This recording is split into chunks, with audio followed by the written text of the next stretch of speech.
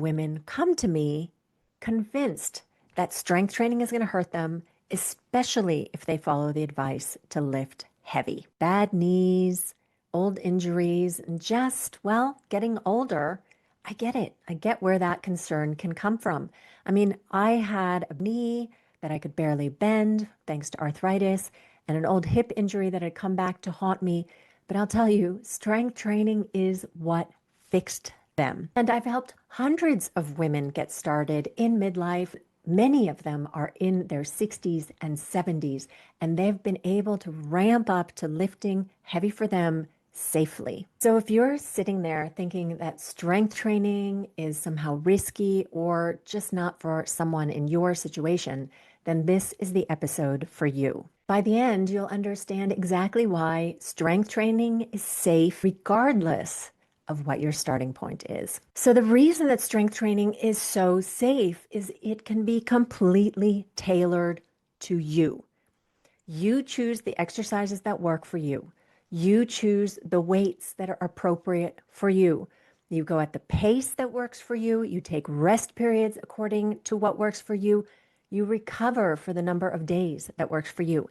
It is completely customizable. And that is completely unlike a group fitness class or an instructor-led session where they're deciding what to do, they're dictating the pace, they're telling you how long you need to do something for and how much the rest periods are. And that is very much harder to adapt to your needs. In strength training, you are completely in control. So first of all, you're choosing the exercises that work for you. And I think this is a very key component here because you may have injuries, right? You may have some parts of you that don't work so well. For example, I have clients who have arthritis in their ankles and they can't bend their ankles. So certain exercises are just painful for them. So we swap them out of their program for other exercises that don't require that kind of ankle mobility. And though you may see people online doing back squats, doing deadlifts, doing bench pressing, those exercises, you do not have to do them, okay? They're super popular and social media will have you believing that that is strength training. You have to do those in order to get strong. Let me tell you something. I don't do any of those three, and I am super strong. When I'm choosing exercises, I don't want exercises that compress my spine, which is what barbell back squats will do. And deadlifts, conventional deadlifts, don't work with my arthritic knees. So I don't do them. And I have been able to get super strong even without them. And you train at the speed that works for you.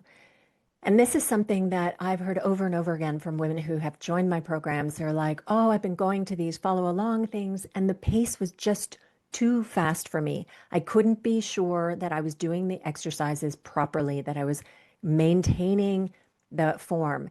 And I mean, I've struggled with that too. I remember I did CrossFit for a while, and we would be doing these timed workouts where you had a minute and you had to do X number of reps, and then you could rest for the remainder of the time, right?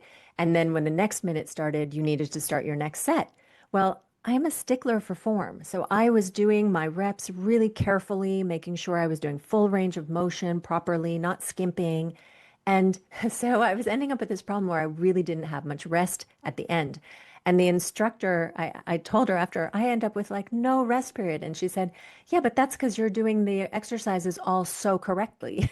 And I was like, and why would I not want to do them correctly? I mean, really, like that just increases the risk of injury when you try to rush through an exercise instead of paying attention to form and doing it in a controlled manner. So in strength training, you are doing reps at the speed that you do your reps, not at some predefined speed that somebody else is like leading you through that exercise in. And your rest periods can be shorter or longer depending on you. So sometimes it might be a minute, sometimes you might need 3. And that's something you can completely define for yourself when you're strength training. And let's not even get started on the weights. So the beauty in strength training is that for every exercise, you choose the weight that works for you. And that means that for every single exercise, you're picking a weight that challenges you, but that isn't going to break you, right? And you ramp up on the exercises. That's the whole thing when you start strength training, is that you're given a set of exercises. Well, I'll use my summer shape up ladies as an example. So we're doing 8 weeks of the same exercises. And in the beginning, they're just learning those exercises and practicing how to do them properly. They're increasing their weights as they get to the point where they can do 12 reps in each of their sets for that exercise. Then they will increase the weight a little bit and move forward and move forward and move forward. It is not like that on day one, you're suddenly picking up something huge. If you see me online, you're looking at somebody who is 4 years in. So, yeah, I'm going to be lifting a lot more than you who is in week one, right? Or in your first year of lifting.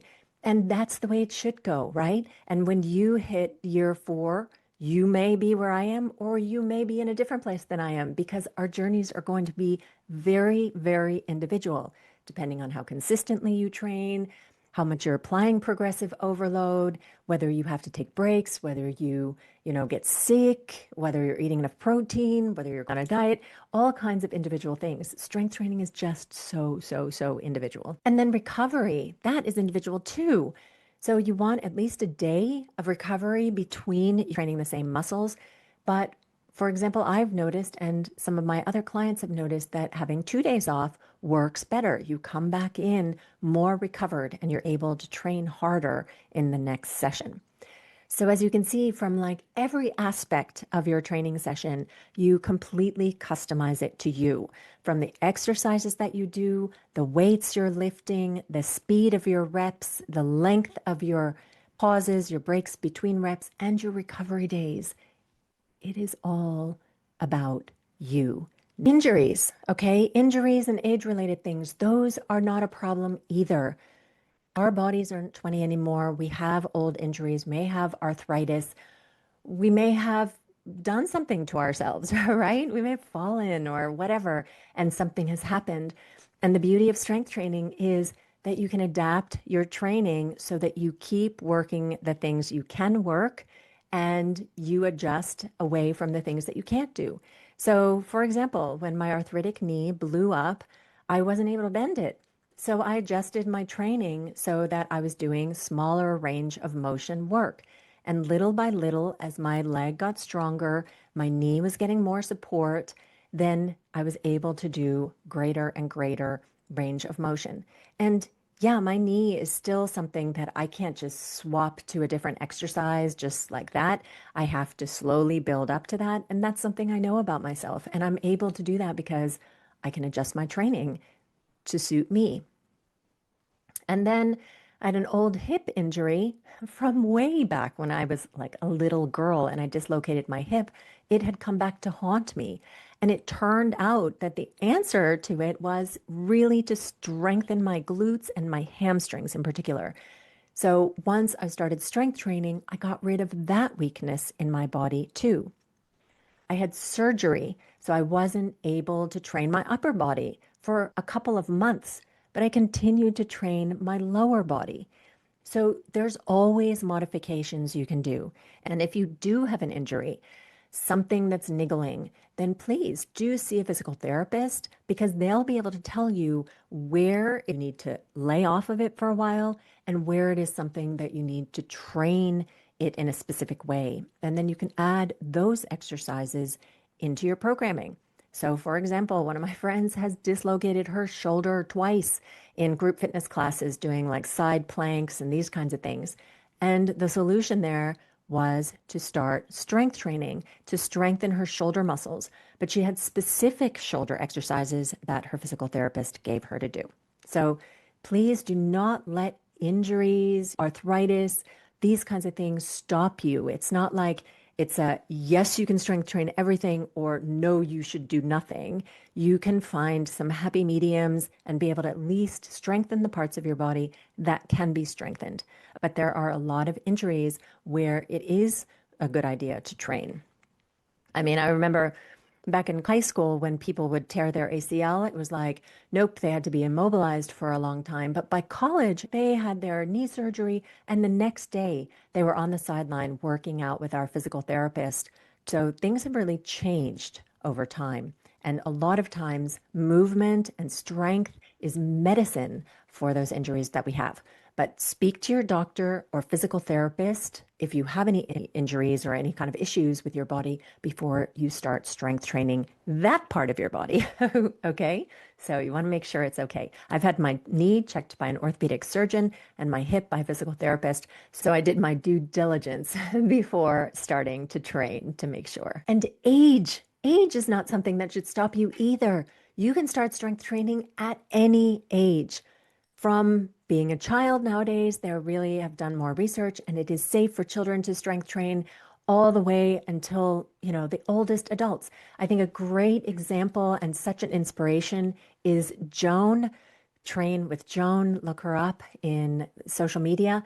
She is a woman who started strength training. I think she was in her 70s, and she looks amazing. She has totally turned her health around and her life around. And I think she's such a great example of how amazing being stronger and strength training can make you feel. I also think about my ex-husband's grandmother who lived to be a little over 100, and she was living on her own. Can you imagine this like little skinny old lady who lived in this big house in the middle of some fields in rural Finland alone because she was a widow.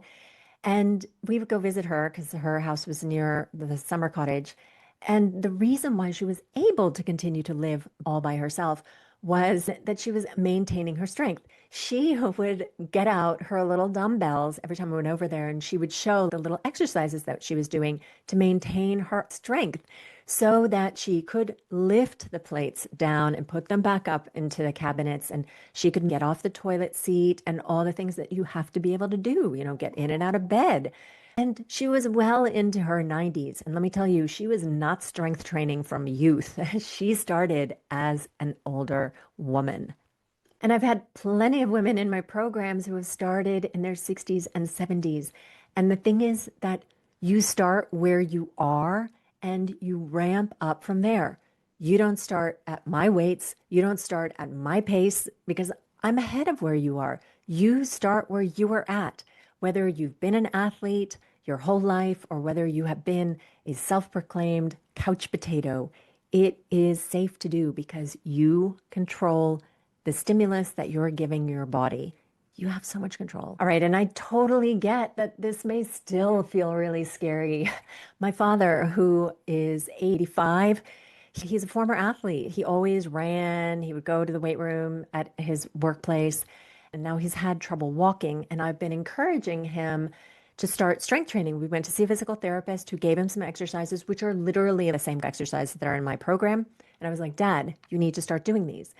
And he's like, well, so much hesitation. I mean, and this is from a guy who has been an athlete his whole life. And he was even feeling like, oh, this is too scary. Strength training, I'm going to hurt myself. It's going to be too much for me. I'm, 85.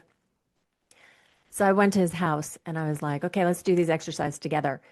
And I demoed the exercises and then he did them. And he was like, oh, okay.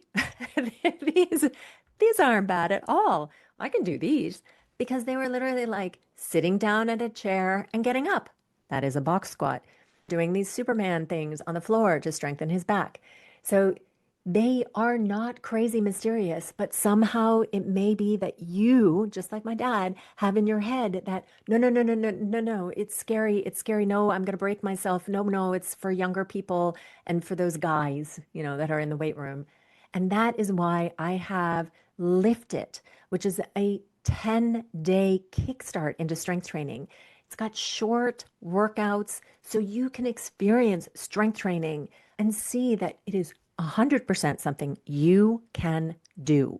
It is not scary. It is not overwhelming. It is not out of your realm of things you can do. So if you're interested in that, the link is in the show notes and give it a try. Honestly, Give it a try so that you can get over that mental block that strength training is dangerous, that this is going to break me somehow, because really, you are in control. All right. And the reason that I really am up here talking about this so much is that it is so important for us to take care of our muscles and our bodies. And strength training is taking care of not just our muscles, but also our bones, our tendons, our ligaments, our posture, and so many health benefits as well, like getting rid of visceral fat and increasing our insulin sensitivity so we don't end up with type 2 diabetes. So many benefits. So please, if you've been hesitating, give it a try with Lift It and see that it really is not that scary. And if you have any questions, stick them in the comments. I would love to answer. And with that, I leave you till next week. Happy training.